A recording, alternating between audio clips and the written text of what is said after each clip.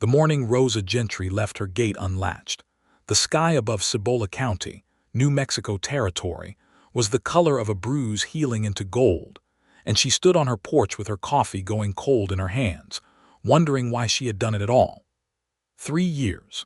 For 3 years, that iron gate at the end of her long, dusty drive had been the first thing she latched every morning before the sun was fully up, and the last thing she checked before she let herself sleep at night.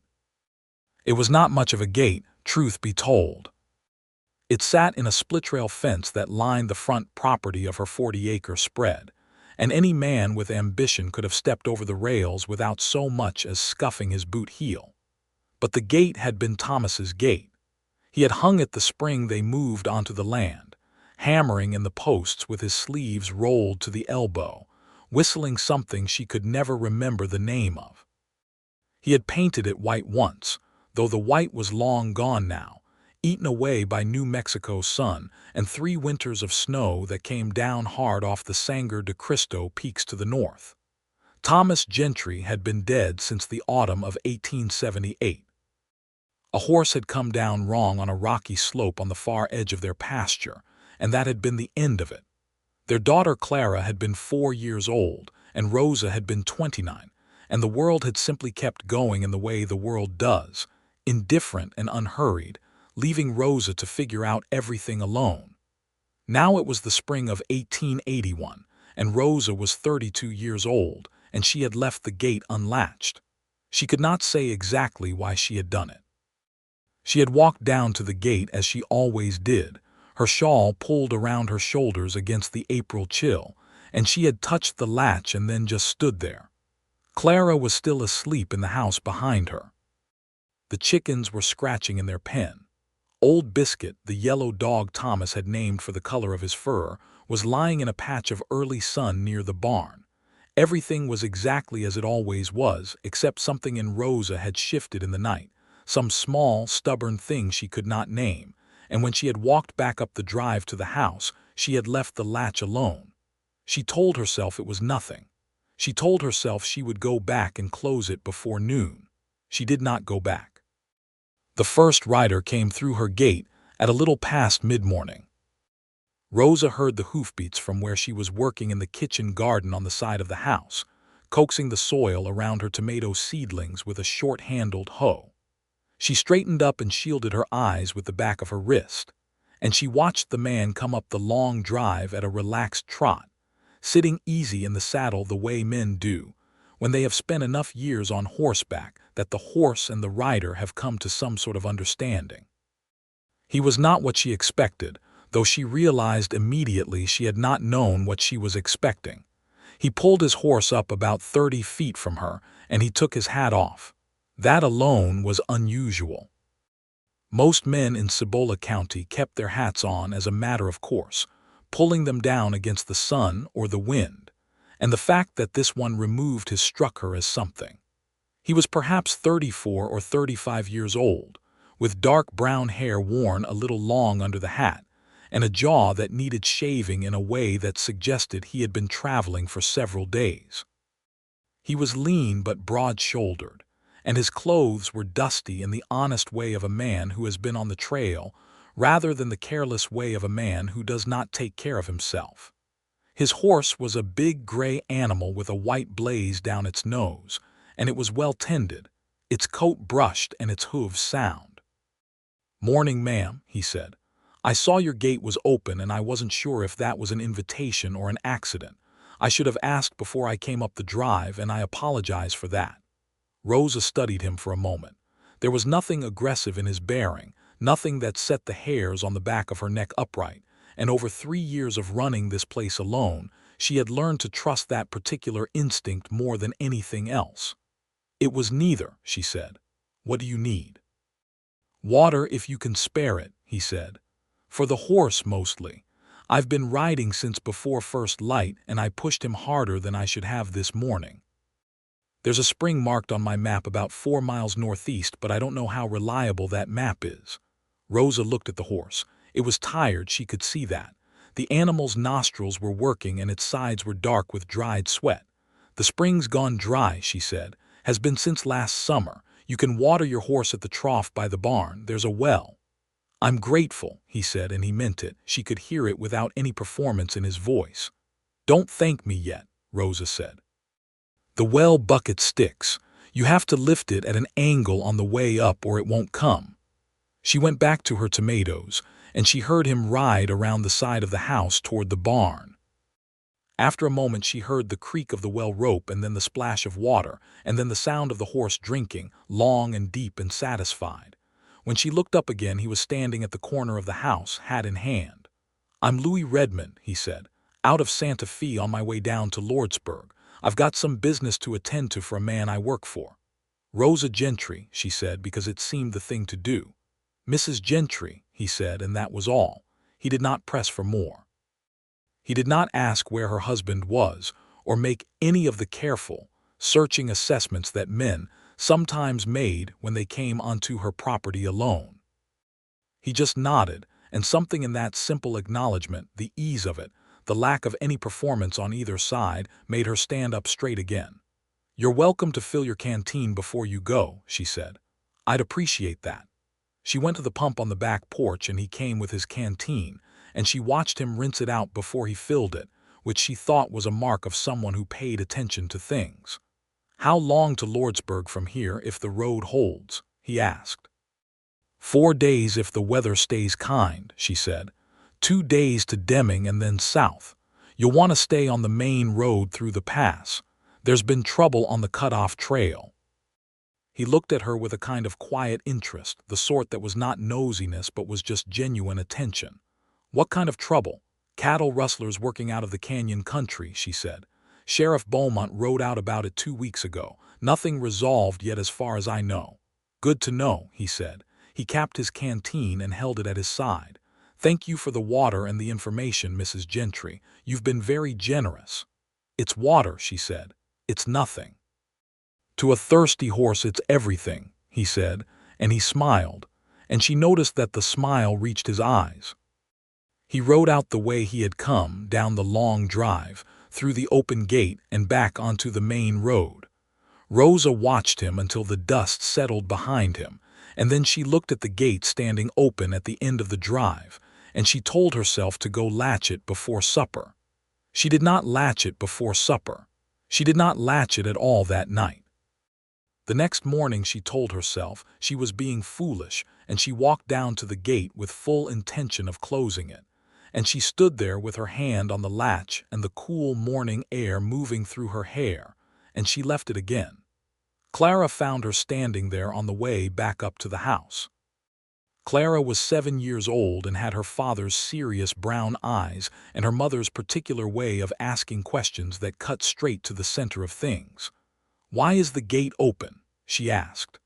"I'm letting some air in," Rosa said, which was not an answer but was the best she had. Clara looked at her mother for a long moment and then looked at the gate and then looked back at her mother. "Okay," she said, with the profound neutrality of a child who has decided to let an adult keep their private business private. 3 days passed. Rosa worked the kitchen garden and tended the chickens and rode Queenie, her red roan mare, out to check the fence line on the east pasture, where she kept her small herd of 12 cattle.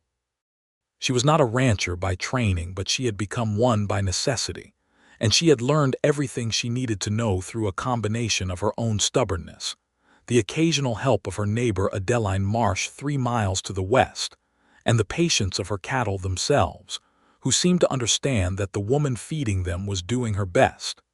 She did not think about Louis Redmond more than 2 or 3 times a day, which she told herself was practically nothing at all. On the 4th day she was hanging laundry on the line in the side yard when she heard hoofbeats on the drive, and she felt something shift in her chest before she even turned around. It was him, the big gray horse with the white blaze and Louis Redmond sitting easy in the saddle, and he pulled up short when he saw her at the laundry line, and she saw the small surprise on his face. "Mrs. Gentry," he said. "Mr. Redmond," she said. "I thought you were on your way to Lordsburg." "I am," he said. "I mean I was." He paused, and she saw something work in his jaw, something careful being considered. "I got as far as Beaumont's Creek and then I turned around." She looked at him steadily. "Why?" He was quiet for a moment. The gray horse stamped one foot and shook its head, and Louis settled him with a hand on the neck. "I'm not entirely sure," he said. "That's the honest answer." Rosa felt something turn over slowly inside her like a page. She looked at the sheet in her hands and then she looked at him. "Your canteen is probably empty again," she said. "It is," he said. "The well's over there," she said. He got down from his horse and tied the gray to the fence post and went to the well, and Rosa went back to hanging laundry. And they were both very careful about being ordinary and natural, because what was happening between them was neither. He was still there at noon, which she had not planned on, and she did not send him away. He had noticed the gap in the fence boards along the side of the barn and had asked if he could fix it, and she had handed him the hammer and nails from the tool shelf with enough speed to embarrass herself. And now she could hear the steady tap of the hammer while she made lunch. Clara came in from the backyard where she had been chasing grasshoppers. "Who is that?" she asked, looking out the kitchen window at the man working on the barn. "His name is Mr. Redmond," Rosa said. "He stopped for water." "He's been here all morning," Clara said. "He's fixing the barn." "Did you ask him to?" "He volunteered." Clara thought about this. "He's good at hammering," she said, watching with the critical eye of someone who had watched her mother struggle with repairs for years. "Go wash your hands," Rosa said. "Lunch is ready." She went to the back door and called out, and Louis came around the corner of the barn, wiping his hands on a cloth he had found somewhere. He stopped when he saw the door open and Rosa standing in it. "You should eat something if you're going to keep working," she said. He looked at her with those steady dark eyes, and then he nodded. They ate at the kitchen table, the three of them, and Clara asked Louis Redmond a series of questions with the relentless efficiency of a 7-year-old who wants information. Where was he from? What did his horse's name mean? Had he ever seen a rattlesnake? Did he know how to rope cattle? Was Santa Fe bigger than Albuquerque? Louis answered every question with complete seriousness and without condescension, which Rosa noticed. He told Clara that his horse's name was Pilgrim, which he had named him because he always seemed to be heading somewhere new. He said yes to the rattlesnake, and he told her about the time he had found one coiled under a saddle blanket and had to spend 10 very careful minutes persuading it to leave. Clara listened with her eyes very wide. "Do you have children?" Clara asked. "Clara," Rosa said. "It's all right," Louis said. He looked at the table for a moment. "I don't. I was married once. A long time ago. My wife passed." "My papa died too," Clara said, with the frank gravity of a child who has learned to hold this fact without flinching. "He fell off his horse." "I'm sorry," Louis said, and he looked at Clara and then at Rosa, and the look was steady and kind and held nothing performative in it.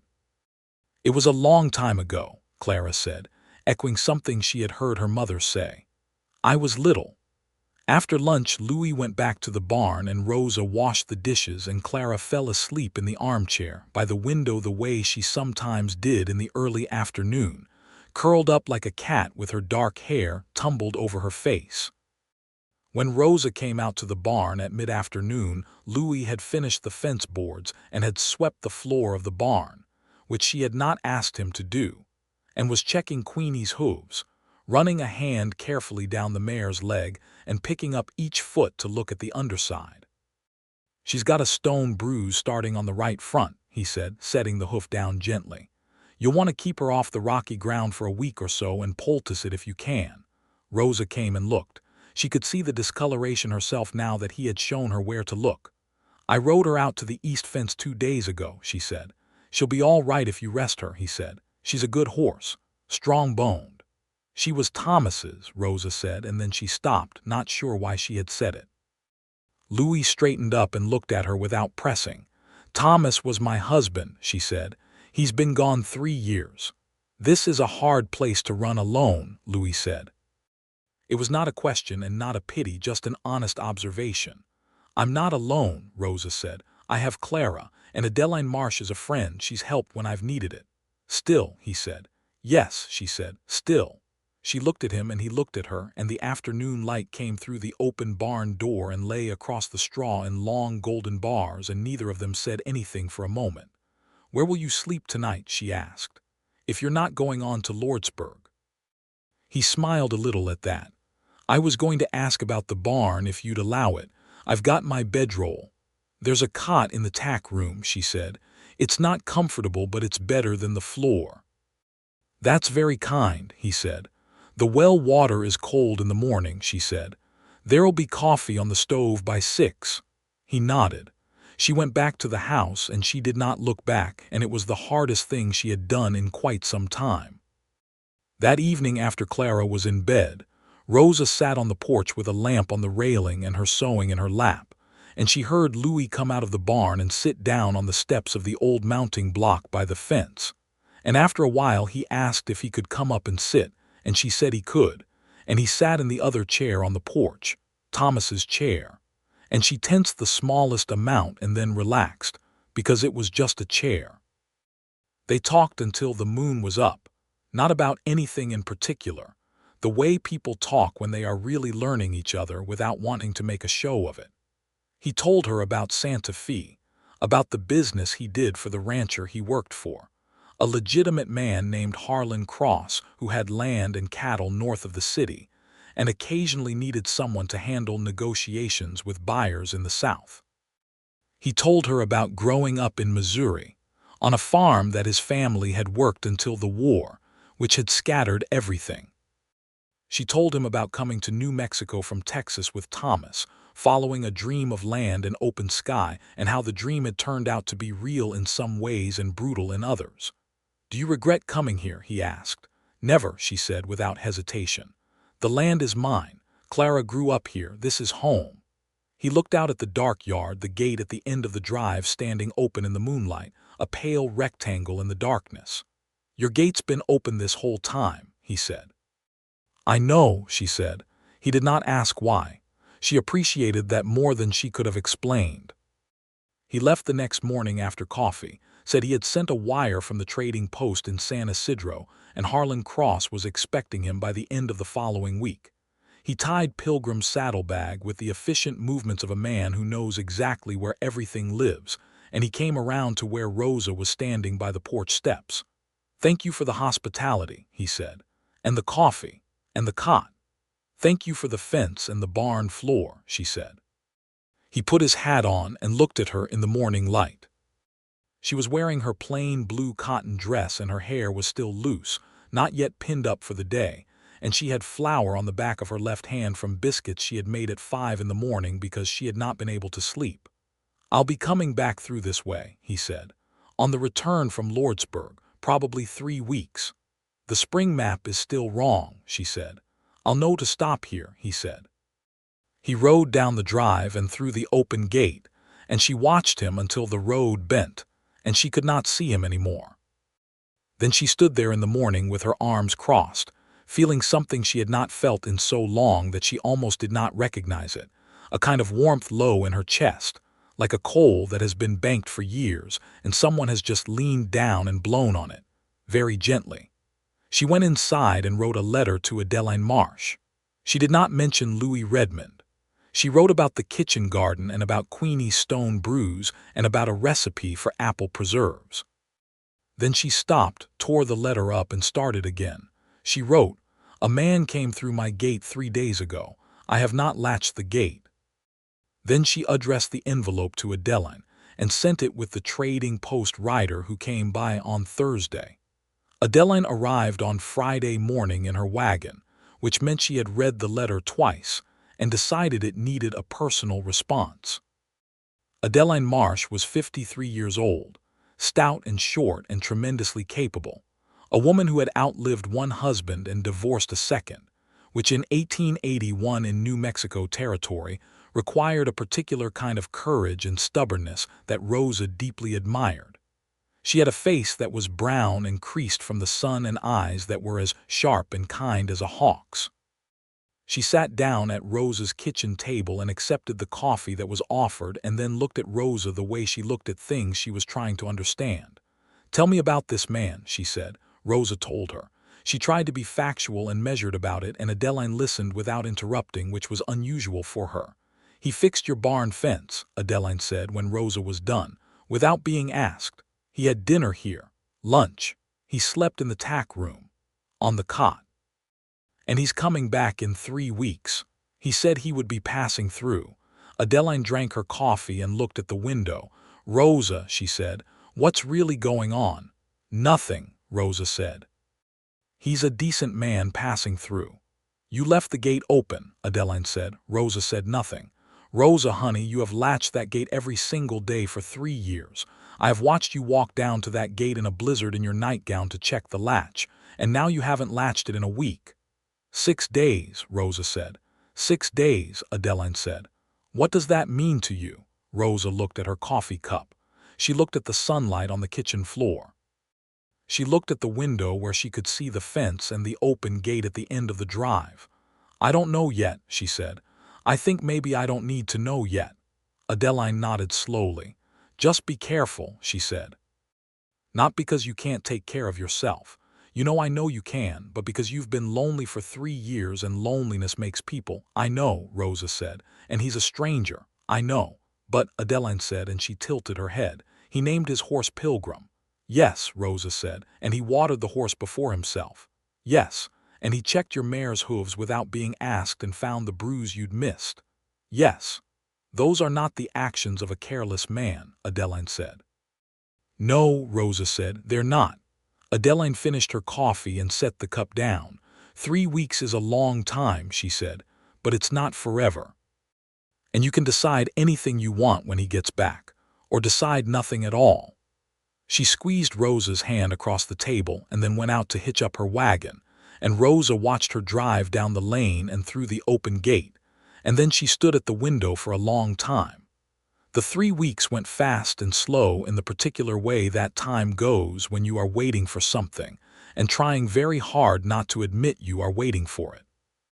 Rosa planted the second round of tomatoes and staked the beans and repaired the chicken coop door herself with the hammer and nails, which took her 4 times as long as it had taken Louis, but she did it, and she felt the satisfaction of it keenly. She rode Queenie carefully, short distances, and the stone bruise was healing well. She took Clara into San Isidro for the Saturday market, and they bought ribbon and salt and a small jar of peppermint candy, and Clara walked through the market stalls with the very precise seriousness of a child who has been given a small amount of money of her own to spend. On the drive back, Clara said out of nowhere, the way children arrive at their destinations by roads invisible to adults, "Is Mr. Redmond coming back?" "He said he would pass through," Rosa said. "I liked him," Clara said. "He takes things seriously." "What do you mean?" Rosa asked.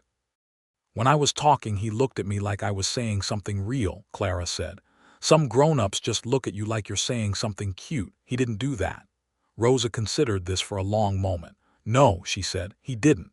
I told him about Papa," Clara said. "He didn't make a sad face at me." "What did he do?" "He just listened," Clara said. "And then he said he was sorry, and it didn't feel like something you say because you're supposed to. It felt like he meant it." Rosa kept her eyes on the road ahead, on Queenie's ears flickering in the warm afternoon, and she let the words settle. Louis Redmond rode back through the gate on a Tuesday, 22 days after he had left, in the late afternoon when the shadows were long and the air had turned sweet with the smell of spring grass. Rosa was in the garden, and she heard the horse on the drive, and she stood up, and there he was, dusty from the road, Pilgrim moving at a tired walk, and Louis with his hat pushed back on his head and something that might have been relief on his face when he saw her standing among the tomato stakes. "Made it back," he said. "You did," she said. She looked him over with the frank practicality of someone who has learned that roads in New Mexico territory can be unpredictable. He looked tired but uninjured, his saddle intact, his gear in order. "Lordsburg," she said. "Done," he said. "The business is settled. I've got a few days before I need to be back in Santa Fe." She looked at him for a long moment. He looked back at her. "Queenie's front hoof is healed," she said. "I've been exercising her gently." "Good," he said. "There's leftover stew," she said, "if you haven't eaten." "I haven't," he said. "Put Pilgrim in the barn," she said. "There's fresh water." He smiled, and she turned back to the garden and pulled 2 more weeds just to give herself something to do with her hands. That night after supper, after Clara was in bed, Rosa and Louis sat on the porch again, and it was easier this time. The way second conversations are easier than first ones when the first one went well. The awkwardness of being strangers was beginning to soften into something else, not quite comfort yet, but approaching it. The way a path gets worn into the ground by feet that have traveled it enough times. He told her about Lordsburg, about the cattle deal he had negotiated for Harlan Cross, a fair price for a fair number of head, and how the buyer had tried 3 times to renegotiate down and Louis had held firm each time. He told it without boasting, matter-of-factly, the way people tell stories about things they know how to do. She told him about the week Clara had decided to teach the chickens to do tricks which had resulted in scattered feed, 6 very uncooperative hens and 1 small girl sitting in the chicken yard looking betrayed. He laughed at that. It was a good laugh, full and real, the kind that lives in the chest and not just in the throat. "Tell me something," he said when they had been quiet for a while. "You said you came here from Texas. Where in Texas?" "Outside of San Antonio," she said. "My family had a farm. My father was Mexican-born, came up from Monterey as a young man. My mother was from Virginia, came west with her family after the war." She paused. "People had things to say about that, as you might imagine." "I imagine they did," he said. "It made me and my sisters good at ignoring certain people," she said, "which turned out to be a useful skill." "I imagine it did," he said. He looked out at the dark yard. "My mother's family were freed people. She was from Kentucky. My father was an Irish immigrant who came over in the 40s. He said it plainly, without apology or performance, the way Rosa had said her own piece. "New Mexico is kinder about that than some places," she said. "Most places couldn't be unkinder than Kentucky in 1865, he said without bitterness. "No," she agreed, "I suspect not." They sat with that for a while, the histories they had both carried to this porch, and the night around them was quiet except for the crickets and the occasional sound of pilgrims shifting in the barn. "Your gate's still open," he said. "It is," she said. He looked at her sideways. "How long has it been now?" "Almost a month," she said. He nodded slowly. "Do you know why you left it open?" She had been thinking about this for almost a month, and she was not entirely sure she had an answer that wouldn't expose more of herself than she was ready to. But there was something about this man and the dark and the crickets that made honesty feel possible. "I latched that gate every day for 3 years because it was the thing I could control," she said. "When Thomas died, everything just scattered. The money, the cattle, my idea of what my life was going to be. The gate was something I could close and know it was closed, something I could keep hold of." She paused. "I think I left it open because I was tired of holding everything shut." He was quiet for a long time after that. She could see his profile against the dark, the straight line of his nose and the set of his jaw. "That makes sense," he said. "That makes a lot of sense." "You don't think it's foolish?" she said. "No," he said. "I think it took courage." She did not say anything to that. She did not trust her voice just then. He stayed 3 days. In those 3 days he helped her mend the south fence on the east pasture, which had been worrying her for weeks because 2 boards were cracked through, and the cattle were beginning to investigate them with the particular interest that cattle show when an escape is possible. He was a good worker, efficient and unhurried, and he did not talk constantly while he worked, which Rosa appreciated because she was the same way. They worked side by side in the comfortable near silence of people who have found that their rhythms match. He taught Clara to play a card game he called Patience, which she learned in 20 minutes and then played obsessively on the kitchen table for the rest of the afternoon. He showed her how to find the Big Dipper and then the North Star from it, standing behind her in the yard with one hand gentle on her shoulder, pointing up into the night sky. On the 3rd evening Rosa made a proper supper. Not just stew or beans, but a real meal, roasted chicken and biscuits and corn she had kept dried from last summer's garden. She used the good plates. She only noticed she had done it when she was setting the table, and she stood there with a plate in each hand for a moment and then set them down and did not think about it further. After supper, after Clara was in bed and the dishes were done, Louis came to the kitchen door rather than going straight to the barn. He stood in the doorway with his hat in his hand and the lamplight falling across his face. "I need to ride back to Santa Fe tomorrow," he said. "I know," she said. She was drying the last of the dishes. "I don't want to," he said. She set the dish down carefully on the shelf and turned to look at him. "I have a life up there," he said. "A job, responsibilities. But I've been thinking since I left the first time, and I've been thinking harder since I came back. And I think I need to say something before I go, or I'll be thinking about not having said it all the way back to Santa Fe." "Say it then," she said. "I like being here," he said. "With you. On this land. I like working alongside you and eating at your table and sitting on your porch. I like that you say exactly what you mean and you don't dress it up in anything unnecessary. I like the way you are with your daughter. I like the way you talked about your father being from Monterey like it was just a fact of the world, because it is." He stopped.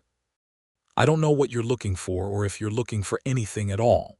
And I know I'm not in a position to ask for much, but I would like to come back if you'll have me, not just passing through, properly." Rosa looked at him in the lamplight and she thought about the gate. She thought about Thomas, who had painted it white and hung it and whistled a tune she could never remember. She thought about 3 years of latching it every day. She thought about the morning she had walked down to the gate and stood there with her hand on the iron latch and walked away without closing it, and how she had not known why she did it, only that something had shifted. "You can come back," she said, "properly." He let out a slow breath. "All right," he said. "All right," she said. He said goodnight and went to the barn, and Rosa blew out the kitchen lamp and went to bed, and she lay in the dark for a long time with her heart doing something complicated and warm, and she let it. He left in the morning after coffee as he had before. But this time when he rode through the gate, he turned Pilgrim around at the road and looked back at her standing on the porch steps, and he held her gaze for a moment, and then he turned south and rode away. Rosa went down to the gate. She stood there with her hand on the latch. She looked at the road where he had gone, empty now, just the dust settling. She left the gate open. She walked back up to the house and started the day. He came back 6 weeks later. Not 3, not 4, 6, and Rosa had begun to wonder if she had been foolish after all, if the whole conversation in the kitchen doorway had been something she had weighted too heavily. She had not let herself dwell on it, but it was there. The quiet worry, the way old fears have a way of dressing themselves up in new situations. He arrived on a Saturday morning with a letter that preceded him by 2 days, which she had not expected.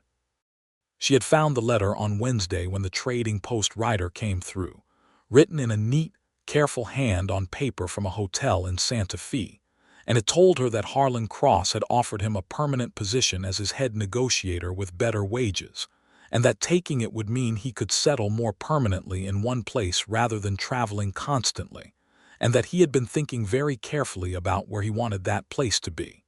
He did not name her. He did not need to. She had read the letter 3 times and then folded it very carefully and put it in the tin box on her dresser, where she kept the things that mattered. When he rode up on Saturday, she was waiting on the porch and she had made coffee, and when he came up the steps she handed him a cup and he looked at her and then looked at the letter in her other hand, which she had unfolded and was holding in a way that told him she had kept it. "You read it," he said. "I did," she said. And he said, "And I left the gate open," she said. He smiled at that slowly with everything in it. "I noticed," he said. "Sit down," she said. "We have some things to talk about." They talked all morning. They talked through 2 cups of coffee each, and through Clara appearing on the porch, and then disappearing again with the instinct of a child who understands something important is happening among the adults. They talked about what it would mean for him to come to Cibola County, whether Harlan Cross's business could reasonably be conducted from here or whether Louis would still need to travel, whether Rosa's land could sustain both of them and the cattle if they expanded carefully, whether the house was big enough, whether the roof of the barn was solid enough to winter 2 horses. They talked about practical things because they were practical people, And underneath the practical things they were also talking about something much larger and much more frightening and much more wonderful, and they both knew it. "I have to tell you something," Rosa said, when the coffee was gone and the morning had turned toward noon. "I loved Thomas very much. He was a good man and a good father, and I grieved him, and I still grieve him in the way that doesn't go away. It just changes shape. I'm not going to pretend that isn't true. I wouldn't want you to," Louis said. "And I need you to understand that this land is mine," she said. "Not just because of the deed, though the deed is in my name and it's going to stay there, but because I built something here, alone, and I need whoever is here with me to understand that they are coming into something I made, not taking over something that needs to be managed." "I understand that," he said. "Do you?" she said. "Yes," he said. "I want to be here with you, Rosa, not in front of you." She looked at him and believed him, which she had learned was one of the most useful things a woman could do, deciding who she believed. She had met enough men who said the right things and meant other things entirely to know that there was a quality in the voice when a person was honest, a particular lack of performance, and Louis Redmond had that quality in everything he said. "All right," she said. "All right," he said. Clara came back to the porch with her hands behind her back. "Are you done talking?" she asked. "Almost," Rosa said. "I made a card structure," Clara said to Louis. "In the parlor, it has 4 levels. Do you want to see it?" "I very much want to see it," Louis said. He stayed. He did not move in immediately or precipitously. He rode back to Santa Fe and settled his affairs there and spoke to Harlan Cross, who turned out to be a reasonable man and was willing to have his negotiations conducted largely by correspondence with occasional trips to Santa Fe for the larger contracts. Louis had saved enough money over 6 years of working for Cross that he was not in any danger, and he came back to Cibola County in July with his gear and his horse and 2 trunks of belongings, and a letter of good character from Harlan Cross that he handed to Rosa with a slight flush of embarrassment. "I wasn't going to ask for a reference," she said, looking at the letter. "I know," he said. "But I thought you might appreciate having one." She read it. It said that Louis Redmond was a man of his word, sober in judgment, fair in all his dealings, and possessed of a steadiness of character that was rare and valuable. It was signed by Harlan Cross and notarized in Santa Fe. "Harlan Cross thinks highly of you," she said. "The feeling is mutual," Louis said. "He's a fair employer. There aren't as many of those as there should be." "No," Rosa agreed. "There aren't." He stayed in the barn for the first month. Not the tack room but the loft, which they cleaned out together on a hot July afternoon, sweating and sneezing in the dust, until it was a clean and decent space with a good view of the yard. It was his idea, and Rosa agreed with it not because she was being coy, but because she was a woman with a 7-year-old daughter and a sense of what was right, and she wanted things done properly. Adeline Marsh came over and met Louis properly in August, and Rosa watched them carefully because she trusted Adeline's instincts nearly as much as her own. Adeline shook his hand and then sat down at the kitchen table and asked him 3 questions in rapid succession: what he thought about women owning property in their own name, whether he had ever been in any significant legal trouble, and what his view was on the Apache communities in the territory. Louis answered the first by saying that a woman should have full and independent title to whatever she had earned or inherited, and there was no argument worth having about it. He answered the second by saying he had been fined once in Missouri for riding a horse too fast through a town, which had been fair. He answered the third by looking out the window for a moment, and then saying that the Apache people had been in this land for centuries before anyone else, and the way they were being treated by the government was a wrong that was going to be remembered badly by history, and that he tried to conduct himself accordingly when he was in country that was not simply his to claim. Adeline looked at him for a long moment after that last one. Then she looked at Rosa. "He'll do," she said. Rosa tried not to smile too obviously. The summer moved into autumn the way it always did in Cibola County, the heat breaking in September with the first of the rains, the cottonwoods along the creek going yellow, the nights getting sharp. Louis had turned out to be genuinely useful on the land, not in the way of someone performing usefulness to impress, but in the practical daily way of someone who sees what needs doing and does it. He fixed the barn roof before the rains came. He helped Rosa negotiate the sale of 4 cattle to a buyer in San Isidro, standing beside her at the trading post and letting her do the talking, which she did with the same cool confidence she applied to everything. He also turned out to be good with Clara in the daily way that mattered more than the grand gestures. He remembered things she had said. He asked after her ongoing project of naming all the chickens, which she had been doing systematically, and had reached the 7th hen, named Prudence. He taught her to whistle, which took a week of intermittent practice and produced a great deal of strange noise in the house before it resolved into something recognizable. One evening in October, when the first real cold had come down and the 3 of them were sitting in the parlor after supper with the small stove going, Clara looked up from her book and said, without any particular preamble, "Are you going to marry Mama?" There was a very significant silence. Louis looked at Rosa. Rosa looked at the fire. The fire crackled. "That's a question for your mother and me," Louis said with perfect calm. "I know," Clara said, "but I want to know what the answer is." "Clara," Rosa said. "I like you," Clara told Louis, with the direct honesty of a child who has decided this is worth saying plainly. "I liked you from the first time. And I know Mama likes you too because she started using the good plates before you'd even come back the second time. She didn't think I noticed, but I noticed." Another silence, more charged than the first. "The good plates," Louis said. "She only uses them for important things," Clara said.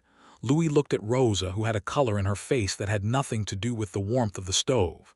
"Clara," Rosa said very evenly, "go to bed." "It's not bed," Rosa said.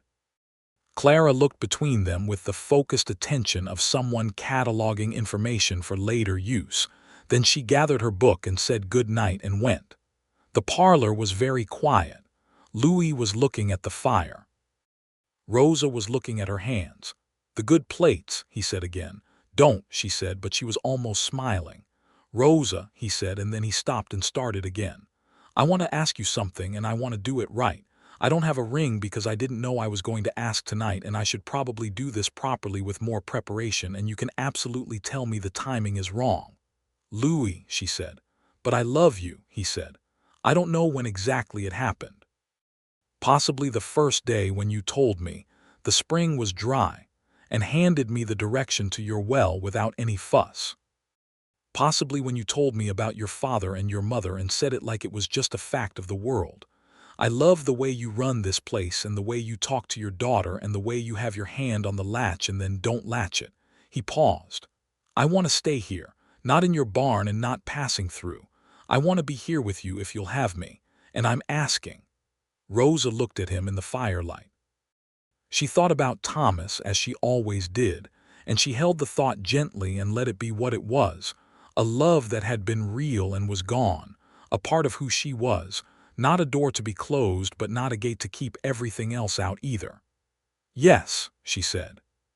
He let out a breath. "Yes, yes," she said again, "but I want a real ceremony, not just a magistrate in a hurry. I want Adeline there, and I want Clara to have a new dress, and I want it done properly." "Any way you want it," he said. "And the land stays in my name," she said. "As it should be," he said. She looked at him for a long moment, and then she reached across and took his hand, and he held hers, and the fire burned low and warm between them.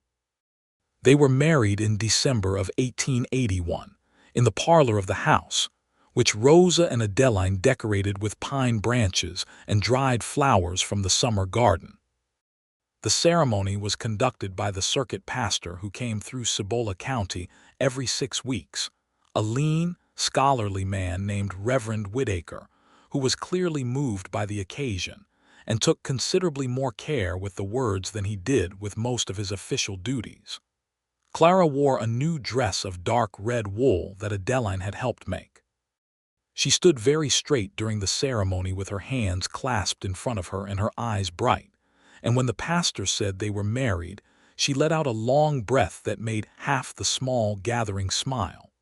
Adeline was there with her neighbor from down the road. Two of the ranchers Rosa had done business with over the years came with their wives.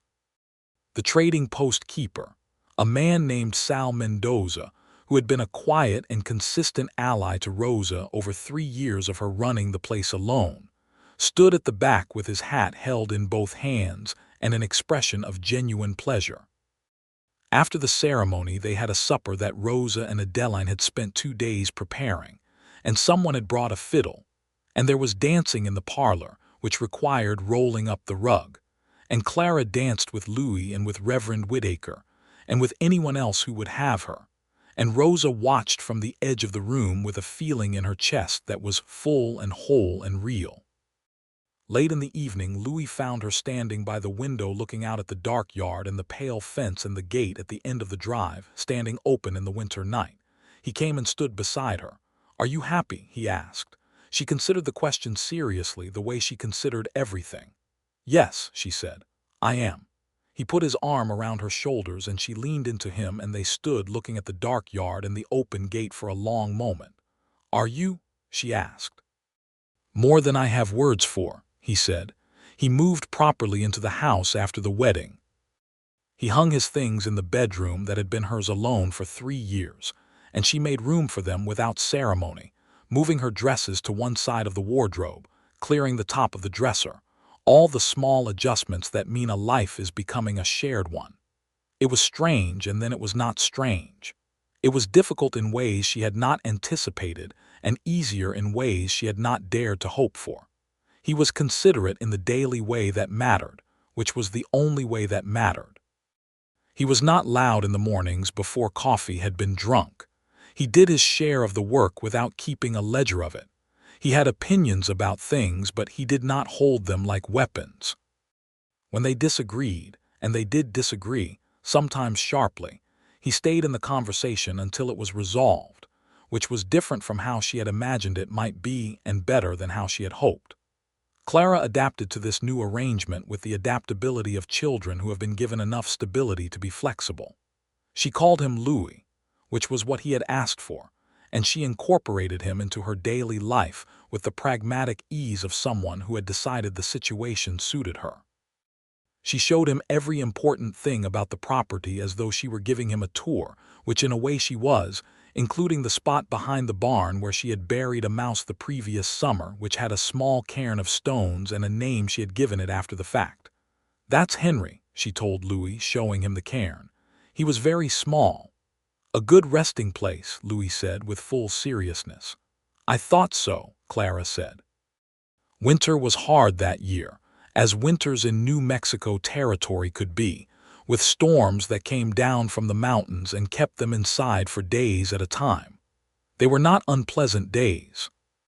Rosa taught Louis the card game she had learned from her mother, and he taught her one he had learned in Missouri, and Clara played both with the competitive focus of someone who intends to win. They read aloud in the evenings from the books on the shelf, passing the volume around. Louis had brought 2 books of his own, a history of the American West and a collection of poetry by Walt Whitman, which Rosa had not read and found she liked very much, more than she had expected to.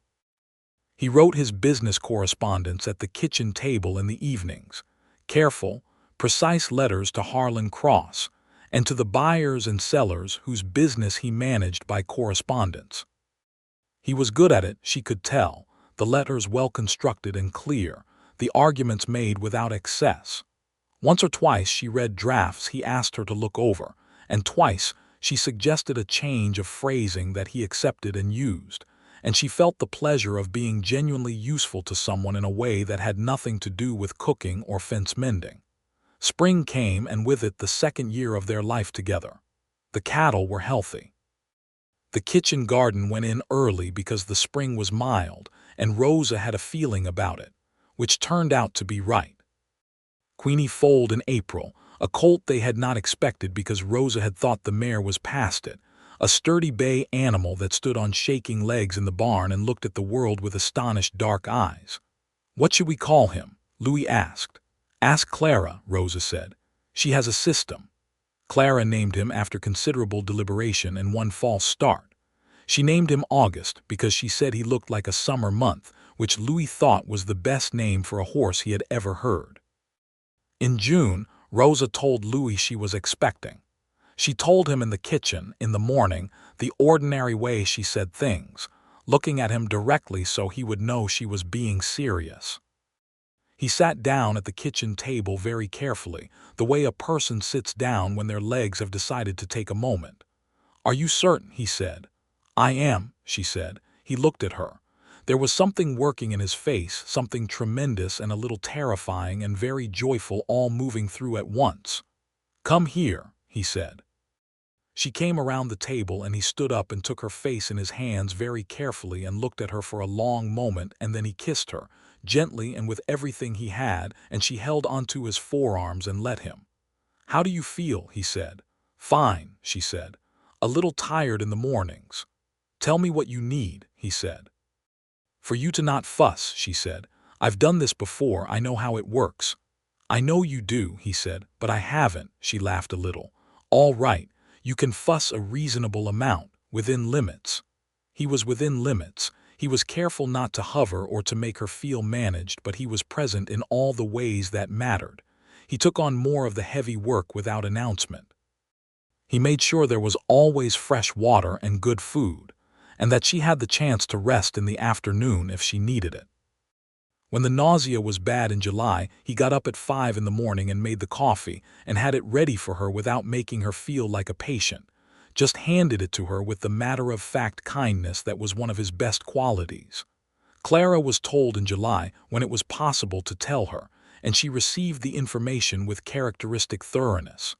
"Will it sleep in my room?" she asked. "No," Rosa said. "It will sleep in our room at first, and then we'll make up the small room by the back porch." "That room is full of things," Clara said. "We'll move the things," Rosa said. "I can help," Clara said. "Is it a boy or a girl?" "We don't know yet," Rosa said. "I would like a brother," Clara said, after a moment of consideration. "I have already been a girl for a long time. It might be interesting to have someone different around." Louis made a sound beside Rosa that was carefully controlled into something neutral. "We'll see," Rosa said. The baby came in February of 1883, in the middle of a cold, clear night, with Adeline Marsh there and the doctor from San Isidro. A young man named Dr. Calloway, who was competent and respectful, and did not make Rosa feel like a problem to be solved. Louis sat in the kitchen all night and did not sleep, which she knew because she could hear him occasionally moving around and once heard him go out to the barn to check on the horses, which was what he did when he needed to do something with his hands. The baby was a boy. A solid, loud, astonishing boy with a full head of dark hair and enormous opinions about having arrived in the world. Louis was brought in when it was done, and the room was clean, and Rosa was sitting up in the bed with the baby in her arms, and he stopped in the doorway for a moment looking at the two of them. "Come in," she said. He came in and sat on the edge of the bed, and she handed him the baby, who immediately stopped his noise and stared up at Louis with unfocused dark eyes, and Louis held him with the careful arms of a man who has never held an infant before but has decided to get it exactly right. "Hello," Louis said to the baby, very quietly. "Hello there." Rosa watched him. "What do we call him?" Louis asked. "I thought Thomas," she said. She had thought about this a great deal. "If that's all right with you." "Thomas Louis Redmond." Louis looked at her. There was something in his eyes that was full and quiet and a little undone. "That's more than all right," he said. "Thomas was a good man," she said. Clara should always know that, and it seemed right. "It is right," Louis said. Clara appeared in the doorway in her nightgown, having been sent to bed hours ago and clearly having not slept at all. "Is it a boy?" she said. "It is," Rosa said. Clara came into the room and stood beside Louis and looked at the baby with the focused attention she brought to everything. "He's very small," she said. "They start that way," Louis said. "What's his name?" "Thomas," Rosa said. "Thomas Louis." Clara thought about this. "Thomas," she said, testing it. "That's Papa's name." "Yes," Rosa said. Clara nodded slowly. "That's good," she said. "That's a good name." She reached out one small finger and touched the baby's cheek very gently, and the baby turned his head toward her touch with the ancient instinct of the newborn, and Clara made a small sound that was not quite a word. "He likes me," she said. "He does," Louis said. Thomas Louis Redmond grew fast, as babies do, into a sturdy toddler who had his mother's determination and his father's steadiness, and who followed Clara around the yard with the devoted attention of a younger sibling, who thinks the elder is the most interesting person in the world. Clara took her responsibility very seriously and taught Thomas the names of all the chickens, and introduced him to August the horse with great ceremony, standing on the fence rail with him held carefully under the arms so he could reach up and pat August's nose. The land prospered. Not extravagantly, not in the way of people who have more than they need, but solidly, in the way of people who work well and plan carefully and know their ground. They expanded the cattle herd to 22 head by the time Thomas was 2. The kitchen garden produced more than they needed, and Rosa began selling the surplus preserves and dried herbs through Sal Mendoza's trading post, which brought in a modest but useful income that was entirely hers by her own accounting. Louis's work for Harlan Cross continued to go well. Cross had given him a share in the profits of the deals he negotiated, which had made a considerable difference over time, and the two of them had developed a working relationship that Louis described as the best professional relationship he had ever been in, which was saying something because the business of cattle negotiation in New Mexico territory in the 1880s was not a gentle trade. One afternoon in the summer when Thomas was 2.5 and Clara was 11, Rosa walked down to the gate. She had been doing this less deliberately lately, going to the gate. For almost 2 years after she had first left it open, she had noticed herself noticing it, checking it in the mornings not to latch it but to make sure it was still open, as though proving something to herself. And then at some point she had stopped tracking it as a deliberate act, and it had become simply the way things were. The gate was open. The gate was open because this was a home where people came and went and were welcome, and the 3 years of keeping it latched belonged to a different chapter of her life, one she honored but did not live in anymore. She stood at the gate on that summer afternoon with Thomas on her hip, solid and warm and smelling of the bread they had made that morning, and she looked up the road that came through from the north and wound south toward San Isidro, and beyond that to all the places she had never been. Louis came up behind her. She heard his boots on the drive and felt him come to stand beside her, and Thomas reached out both arms to him and he took the boy from her hip and settled him against his shoulder. "What are you thinking?" he asked. "I'm thinking about the gate," she said. He looked at the gate, the old iron latch, the split-rail fence, the white paint long since gone. "What about it?" "I'm thinking it's done its work," she said. "All of it, the latching and the unlatching."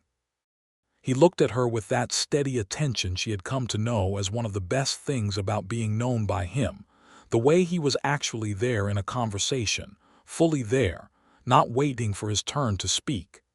"It has," he said. "I want to paint it," she said. "This fall, the whole fence, white again like Thomas had it." "We can do that," he said. "White like a fresh start," she said. "Not like erasing anything, just fresh."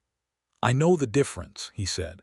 She looked at him and he looked at her, and Thomas, who had been quietly chewing on a piece of his father's collar, looked between them with the interested expression of a child who does not yet have the words for what he is seeing but who registers it as warmth. Clara came out the front door at a run, already 11 and already long-legged and fast, coming down the drive with her hair loose behind her. "August has found a way out of the fence again," she announced, arriving breathless. "He's in the south pasture." "How?" Louis said. "I think he pushed a post," Clara said. "He's very strong." "He's creative," Louis said, handing Thomas back to Rosa and heading for the barn. Rosa looked at Clara, who was bright-faced and already turning back toward the pasture to help. "Clara," Rosa said. Clara turned. "Yes, thank you," Rosa said, "for noticing and for telling." Clara looked at her mother for a moment with those serious brown eyes, Thomas's eyes, and smiled in a way that was entirely her own. "I notice everything," she said, and ran. Rosa stood at the open gate with Thomas on her hip, and the afternoon light coming gold and long across the yard, and she felt the fullness of the moment with a clarity that felt like something she wanted to hold carefully, not grip, just hold. The fall came. They painted the fence white, as she had said, on 2 consecutive Saturdays in October when the weather was dry. Louis mixed the paint, and Clara wielded a brush with more enthusiasm than precision, and Thomas sat in a basket near the gate and watched and ate a biscuit, and occasionally said things that were not yet quite words, but were clearly opinions. Rosa worked steadily from the gate toward the south corner, and Louis worked from the south corner toward her, and they met in the middle of the fence in the middle of the afternoon with paint on their hands and on Louis's left ear from an incident involving Clara that no one could entirely account for. "Done," Rosa said, stepping back. The fence was white, clean and bright in the October sun, fresh against the dark soil and the yellow cottonwoods beyond. The gate stood open in the middle of it. Rosa looked at the gate. She thought she might cry, and then she did not, because the feeling was not sad. It was the opposite of sad. It was the feeling of something completed, something whole, the satisfying click of a thing finished and well done. "It looks good," Louis said, standing beside her. "It does," she said. He reached down and took her paint-stained hand in his paint-stained hand, and they stood together at the open gate and looked at the white fence and the road beyond it and the big October sky over everything. That winter was mild, and the following spring was the best garden Rosa had ever grown. The tomatoes came in heavy and the beans were abundant, and the corn she had planted in the new bed that Louis had turned for her on the south side of the house was taller than Clara by July, which Clara took as a personal affront and stood back to back with the tallest stalk to verify the measurement. "The corn is taller," Louis confirmed. "Only barely," Clara said. "Not that barely," he said.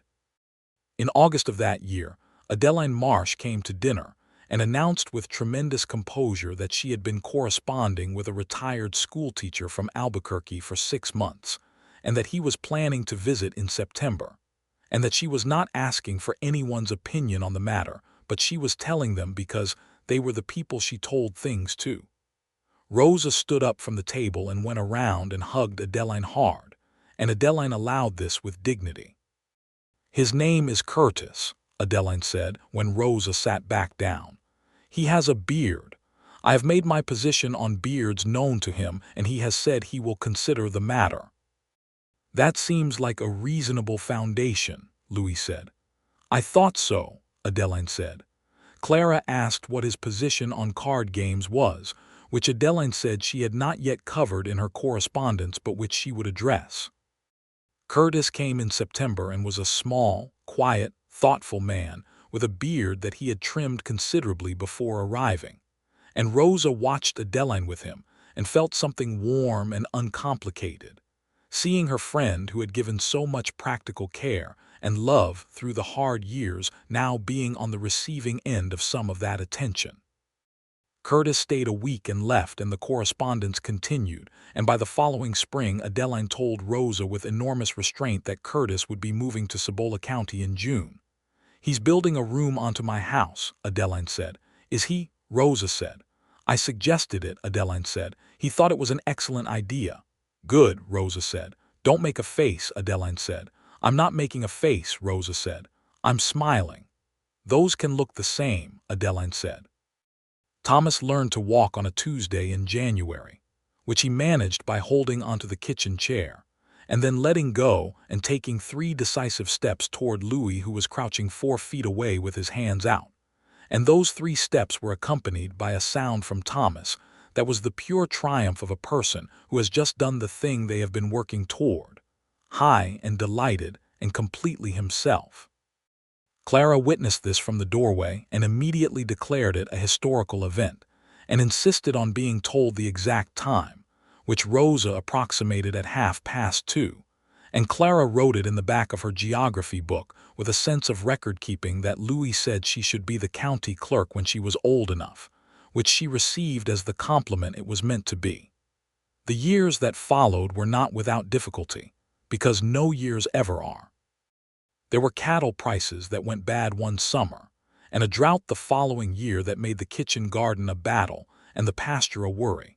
And one winter when Thomas had a chest illness that kept him feverish for 8 days and Rosa and Louis took turns sitting with him through the nights, spelling each other so neither of them went entirely without sleep, working in the quiet, efficient team that they had become without ever formally agreeing to be. Thomas recovered fully, which Dr. Calloway said was due to his constitution and the nursing, and Rosa allowed herself to believe both. There were good years, too.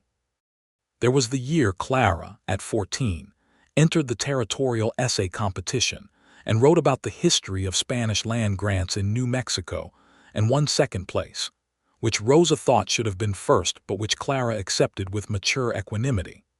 There was the year Louis negotiated the largest deal he had ever done for Harlan Cross, and Cross sent a bonus that paid for the new roof on the house that Rosa had been worrying about for 2 years.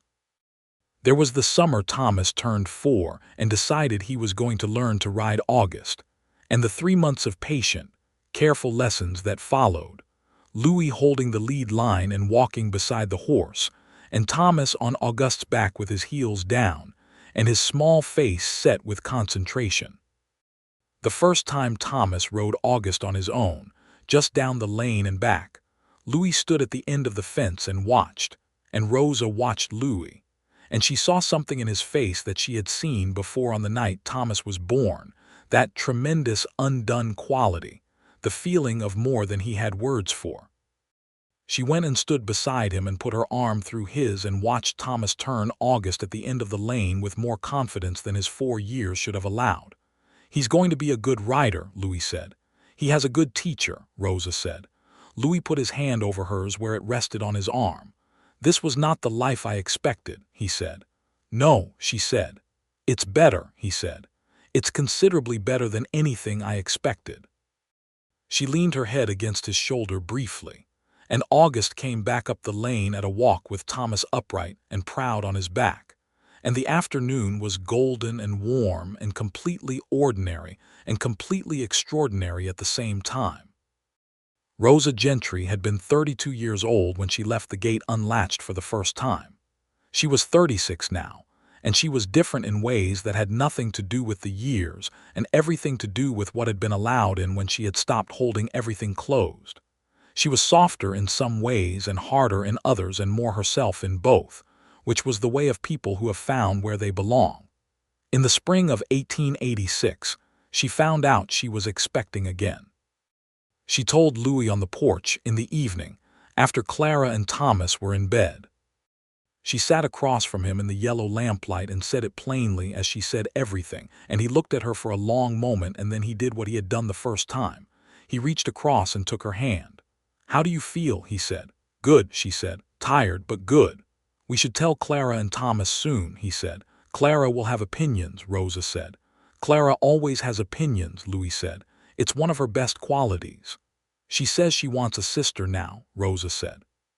She changed her position. "She's 12, Louis said. "She's allowed to change her position." "She'll manage either way," Rosa said. "She will," he said. He held her hand in the lamplight and the night was quiet outside and the gate at the end of the drive stood open in the dark, had stood open for almost 5 years now, as natural as breathing, as simply right as anything she had ever done. The second child was a girl.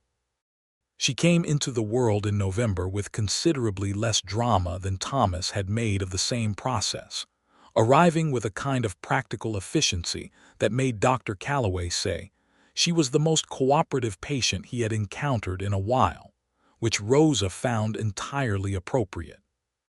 They named her Elena Adeline after Rosa's grandmother on her father's side and after Adeline Marsh, who arrived at the house within an hour of being told and held the baby with an expression of complete and unself-conscious joy. "Elena," Adeline said, trying the name. "That's a good name." "We thought so," Rosa said.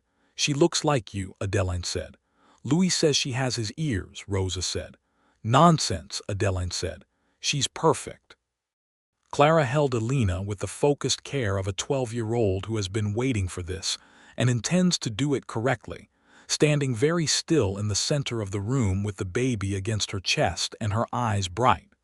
"Hello, Alina," she said, very softly. "I'm your sister. I'm going to teach you everything." Thomas looked at the baby from a distance of approximately 2 feet with the expression of a 4-year-old who is deciding how he feels about this development. "Is she staying?" he asked. "She is," Louis said. Thomas considered this. "Okay," he said, with the resigned magnanimity of a child who has decided to be generous. "She can stay." The house was full in the good sense, in the sense of warmth and noise and the constant movement of life being lived. It was also, Rosa noted, sometimes deeply chaotic in ways that Thomas at 4 contributed to significantly. He had his mother's determination applied to his own particular interests, which included but were not limited to releasing things that were in containers, climbing things that were not meant to be climbed, and asking questions at a rate that sometimes made even Louis, who had patience as one of his defining qualities, need to step outside for a moment. "He is exactly like you," Louis told Rosa one evening after a day of particularly sustained questioning. "He is exactly like himself," Rosa said. "He asked me today why the sky doesn't fall," Louis said. "I told him about gravity. He then asked me why gravity works. I told him I wasn't sure. He told me to find out." "He's right," Rosa said. "You should find out." Louis looked at her. "I think you could run a country," he said. "I'm running a ranch," she said. "One thing at a time." She said it lightly, but she meant it fully, and he knew she meant it fully, which was the particular pleasure of being known by someone. You could be known in your small moments and your large ones, and they saw all of it clearly, and you did not have to perform or explain. Alina grew into a bright, watchful child who had Rosa's eyes and Louis's calm, and a particular way of sitting, very still and taking in everything around her, that made people sometimes forget she was there, and then be surprised to find she had heard every word. She and Thomas together were a particular combination. Thomas all forward motion and questions, and Alina all quiet attention and unexpected conclusions. And by the time Alina was 3 and Thomas was 7, they had developed the specific sibling shorthand of children who understand each other better than most adults understand anyone. Clara was 15 when Alina was born, 17 by the time Alina was 2, 19 when the territorial school in Albuquerque accepted her application for the teaching program, which was what she had said she wanted since she was 12. The day the letter came, she stood at the kitchen table and read it twice, and then looked up at Rosa and Louis. "I got in," she said. "I know you did," Rosa said. She had believed in this so fully that the confirmation felt less like a surprise than a completion. Clara looked at Louis. "I'll be gone a year," she said. "Maybe 2. "We know," he said. "This is your life, Clara. You go and learn what you need to learn and come back when you want to come back." "You'll write," she said, "both of you, and Thomas and Alina." "Every week," Louis said. "Thomas won't write every week," Clara said. "I'll make sure he does," Rosa said. Clara looked at both of them standing there in the kitchen where they had eaten 1,000 meals together in the house where she had grown from 7 to 19, and she pressed her lips together for a moment and then said, "You know, you changed everything, both of you. Not just you, Mama, because you already changed everything when you kept us going. But Louis," she stopped, "when he came through that gate." "Through my gate," Rosa said softly. "You left it open," Clara said. "I always thought that was brave." Rosa looked at her daughter, this serious, capable, brilliant girl who had been 4 years old when the world fell apart and who had grown up in the reconstruction of it, and she felt the particular love of a mother who has watched a person become entirely themselves, which is one of the finest things there is to see. "Go to Albuquerque," Rosa said, "and come back and tell us everything." Clara left in September, and the house was different with her gone in the way. A house is always different when one of its people leaves, a specific kind of quiet in the mornings, an extra chair at the table that sat empty for a while before they stopped noticing it.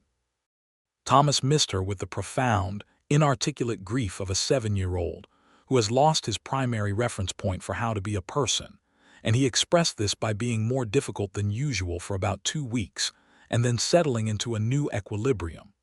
Alina seemed to feel Clara's absence as something atmospheric rather than specific, a change in the quality of the air, and she moved around it with the thoughtful care she brought to everything. Rosa wrote to Clara every week.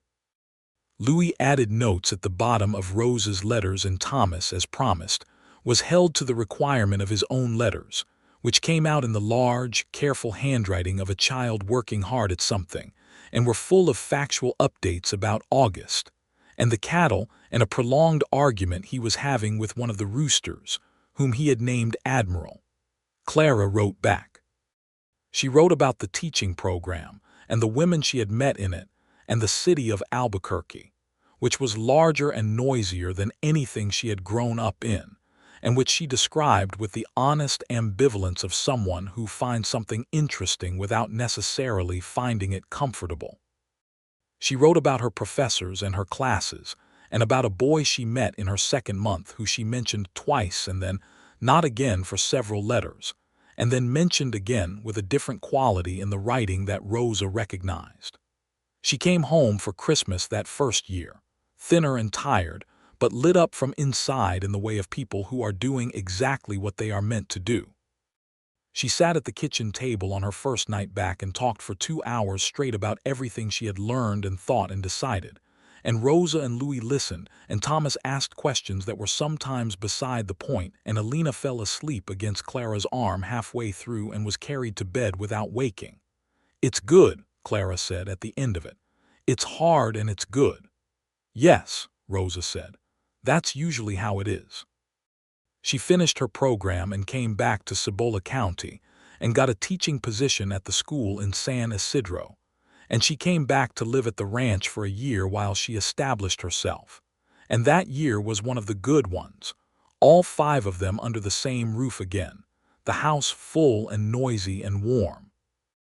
The young man from Albuquerque turned out to be a steady and thoughtful person named William, whom Clara brought home to dinner in the spring when she had been back a year, and who sat at the kitchen table under the combined assessment of Rosa and Louis and Thomas and Alina and Adeline, who happened to be there, and who bore all of it with quiet good humor and answered everything asked of him with genuine directness. He worked as a surveyor for the territorial government, which Louis said was useful and honest work. He was 24, the same age as Clara, and he had the slightly dazed expression of a man who has realized that the woman he loves comes from people who love her very thoroughly and intend to keep doing so. Clara married William the following autumn, in the same parlor where Rosa and Louis had been married 11 years before. The pine branches were on the walls again, and Reverend Whitaker, somewhat older now but still lean and scholarly, performed the ceremony with the same careful attention he brought to things that mattered. Thomas, at 13, was tall enough now that people sometimes mistook him for 16, and he stood very straight during the ceremony and only fidgeted once, which Rosa counted as a triumph. Alina was 9 and wore a dress of blue cotton and sat between Rosa and Louis with her hands folded in her lap, and at the moment of the vows, she reached up and took Rosa's hand on one side and Louis's hand on the other, and the 3 of them sat connected through the ceremony. After Clara and William had driven away in William's wagon toward their new life in San Isidro, the 4 of them stood on the porch and watched until the dust settled. Thomas went inside almost immediately because he was 13 and there was a limit to ceremony. Alina stood between her parents for a while longer watching the road. "She'll still be close," Alina said. "She will," Rosa said. 5 miles, Louis said. "We can see her every week." "I know," Alina said.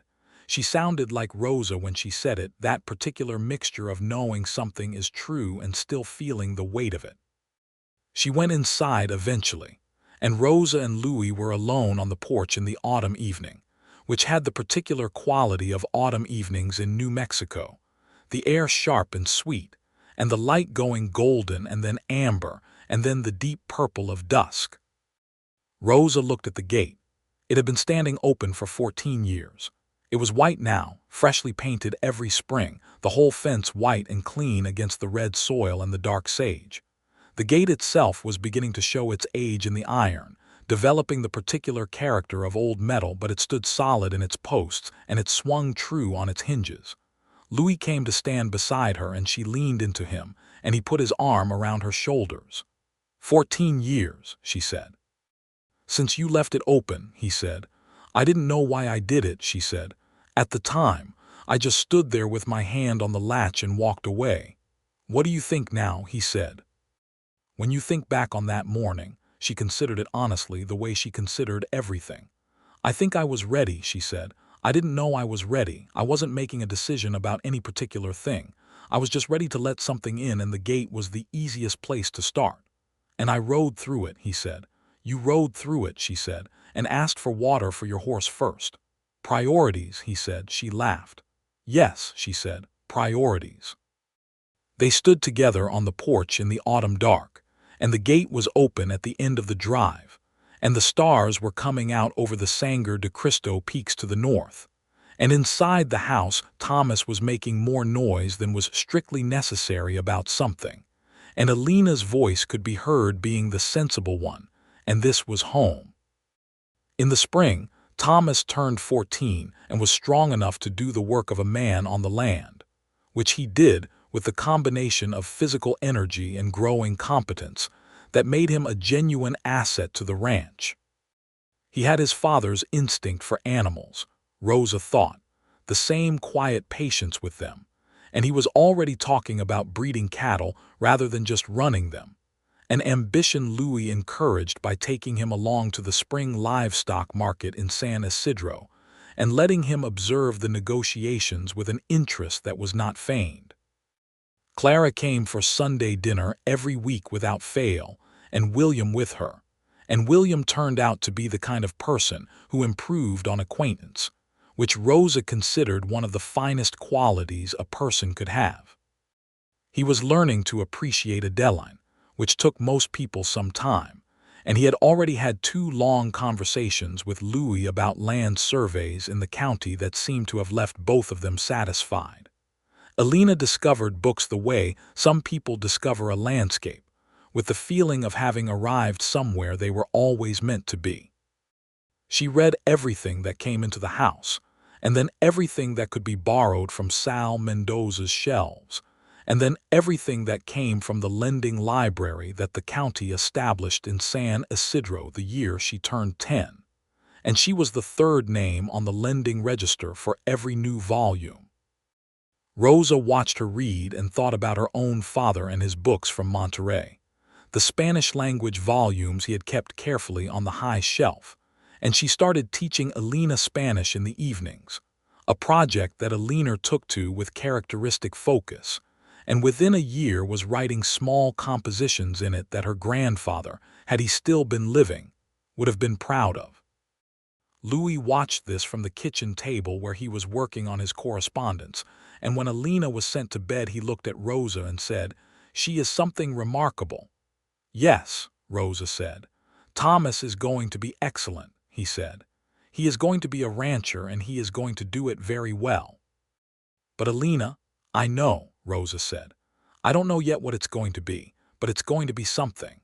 They were both right, but that was for later years, and the point is that Rosa knew her children the way she knew her land, with the deep knowledge of someone who had paid attention every single day and asked nothing of them but to be themselves. Louis Redmond was 46 years old on the autumn morning he stood at the gate with Rosa and looked back at the house. It was October, the fence freshly painted for the 15th time, the cottonwoods along the creek a brilliant yellow. Thomas was inside with Alina doing something that involved a great deal of discussion. Clara and William were coming for Sunday dinner. Adeline and Curtis were coming too, and Curtis, who had learned in his years in Cibola County that Adeline's friends were his friends and her rituals were worth understanding, was bringing a pie because he had turned out to be a remarkable baker, which no one had expected and everyone had benefited from. "I need to tell you something," Louis said. "Tell me," she said. "I had a conversation with Harlan Cross last month," he said. "When I was in Santa Fe for the Rosen contract." She looked at him, reading his face. "And he's retiring," Louis said. He's 71 and he wants to step back from the business. He's offered me a stake in the company if I want to continue it. A real stake, not just a wage. Rosa looked at him steadily. What would that mean? More travel, he said. More of the bigger contracts. More time in Santa Fe and Albuquerque. It would mean more money. He paused. It would mean more time away from here. She looked at the house. She looked at the white fence and the open gate. She looked at the road south that went to San Isidro and beyond that to all the places she had never been and had never needed to go. What do you want to do? She said. I want to know what you think, he said. You know what I think, she said. I think you're a man who is very good at what he does and who has spent 15 years being good at it without getting the credit for it that he deserves. I think Harlan Cross knows what he has, and I think she paused. I think Thomas is almost old enough to take on more of the ranch. He's ready to, and the land is solid. We're not in a place where you need to stay close for practical reasons. That's not the only reason I might want to stay close, he said. I know, she said. And I'm not asking you to go. I'm saying that if this is something you want, we'll work it out. He looked at her. The morning light was on her face, and her dark hair had threads of gray in it now that she wore without any apology, and she was looking at him with the clear, steady, direct gaze that had struck him the very first day he had come up this drive, looking for water, not expecting to find anything else. I love you, he said, in case I don't say it enough. You say it enough, she said, but say it again anyway. I love you, Rosa Gentry, he said. Rosa Redmond, she said, for 15 years now. Rosa Redmond, he said. I don't know why I still sometimes say it wrong. Because you knew me as Rosa Gentry first, she said, when I was handing you the direction to my well. When you were handing me the direction to your well, he agreed. And everything after that. He took the stake in Harlan Cross's company, and it meant more travel but not unreasonable amounts. And Thomas at 16 took on the full management of the cattle with the kind of quiet competence that made Rosa think of his father in the best possible way, the original Thomas, and feel that the name had landed where it was meant to. Louis came and went and always came back, through the open gate, up the long drive, Pilgrim's white blaze bright against the gray coat, and Rosa would be at the garden or the porch or the kitchen window, and she would see him coming and feel the same thing she had felt the first time he came back, that coal banked low in the chest that someone has leaned down and blown on. One evening in the following spring, when the cottonwoods were new and green along the creek, and the kitchen garden was in, and the cattle were fat on the spring grass, and Clara had just told them at Sunday dinner that she and William were expecting their first child in the fall, Rosa stood at the kitchen window after supper was done and looked at the drive and the gate and the road beyond it in the late light. Louis came and stood beside her. He had his coffee and she had her tea, and the house behind them was quiet, Thomas in the barn settling the horses for the night, Alina at the kitchen table with a book, the lamp burning gold. "What are you thinking?" he asked. She looked at the gate, white in the spring evening, open as it had been for 16 years. "I'm thinking about the morning I left it open," she said. "I think about it sometimes still. What do you think when you think about it?" "I think about all the things that were already done by that morning," she said. "All the hard years. And I think about how I didn't know I was tired of keeping things closed until the moment I left it open and felt the difference." She paused. "And I think about you coming up the drive and asking for water for your horse. The horse needed it more than I did," he said. "I know," she said. "That was the first thing I thought when I saw you." "What did you think second?" he said. She looked at him. He was looking at her with those steady dark eyes that she had been looking into for 16 years and that she intended to go on looking into for a great many more.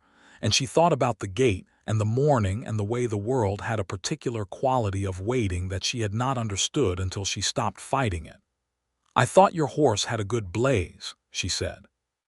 He laughed fully and warmly, and she laughed with him, standing at the window in the spring evening with their coffee and their tea, and the gate open at the end of the drive, and everything settled and whole.